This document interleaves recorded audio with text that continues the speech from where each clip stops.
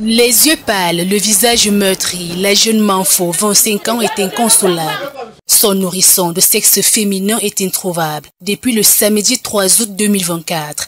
Les faits se déroulent à l'hôpital Baptiste de Koumdoum, dans le 4e arrondissement de Yaoundé, où la jeune maman a été internée le jeudi 1er août. Selon elle, l'accouchement se serait déroulé dans de très bonnes conditions, mais l'hôpital a jugé qu'elle devait rester en observation avec son bébé. Samedi, il était question que je sorte. On refuse que je sorte. On dit que l'enfant a encore observé l'enfant toute la journée alors que l'enfant n'avait plus rien. On a pris les paramètres de l'enfant chaque 2 heures de temps. L'enfant n'avait plus rien. La température était à 37 degrés. Mais pourquoi ils ont refusé que je sorte? On ne me met même pas dans la salle de maternité. On me laisse seule dans la salle d'attente. Le gramme serait parti d'une petite faim. Elle ira manger hors de la chambre comme recommandé par la formation hospitalière.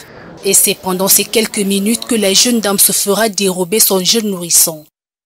Ils interdisent qu'on mange dans la salle. Il y avait une femme, soi-disant qu'elle a une grossesse extra-utérine de 5 semaines, 2 jours.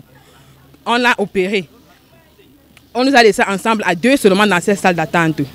Samedi à 13 h, il y a une dame qui apparaît dans la salle. Elle s'est assise à l'entrée de la porte. Soi-disant que c'est la copine de celle qu'on a opérée. Je pars pour manger. La copine, la soi-disant copine de celle qu'on a opérée. Elle revient, elle est au couloir, elle m'inspecte pendant près de 5 minutes. Après un temps de mouvement, je la perds de vue. À l'espace de 1 minute que je l'ai perdue de vue, c'est maintenant celle qu'on a opérée qui revient me dire que est-ce qu'on m'a donné le bébé? Je dis non. Reviens, c'est comme si on a volé ton bébé. Viens, je cours, je pars, je découvre, je ne vois plus le bébé. Après s'être rendu compte de la disparition de son nouveau-né, elle va le signaler à la direction de l'hôpital. Ses pleurs et réclamations ne produiront que de l'indifférence de la part du personnel soignant jusqu'à ce jour.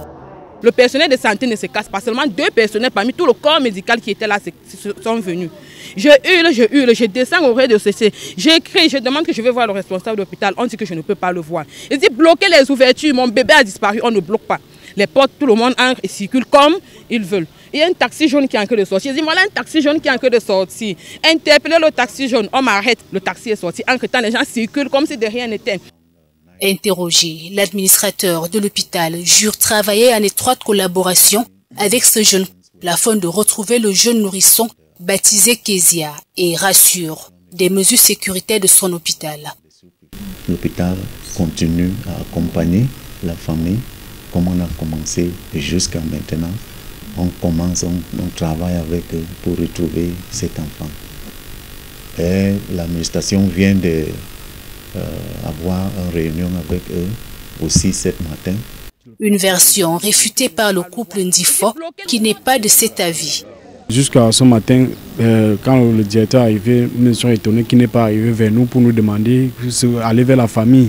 Curieusement, il est allé dans son bureau, il s'est assis, c'est nous qui avons décidé, mais comment il passe s'asseoir et pourtant nous sommes là et il ne nous dit rien. Jusqu'à présent, vous voyez, il n'a pas appelé quelqu'un, même un membre de la famille. Il n'y a pas les caméras à la maternité. On entre pour visionner les caméras, on ne nous manque rien de bon. On n'avance pas d'image, on ne recule pas d'image, on ne nous manque rien de bon. Jusqu'à ce que nous sortons de la salle où il y a les caméras, rien. Jusqu'à présent, l'hôpital, on ne nous a donné aucune suite. Où est passé mon bébé? Non. Manfo Ndifo, plus que déterminé, a décidé de faire un sitting et ne compte pas libérer les lieux sans son enfant dans ses bras. Je suis venue accoucher, je ne bouge pas ça mon bébé. J'ai accouché, j'ai allaité l'enfant pendant 2 jours. 2 jours. Donc ils doivent remettre mon bébé. Ils doivent remettre mon bébé. Je ne sors pas ça mon bébé d'ici.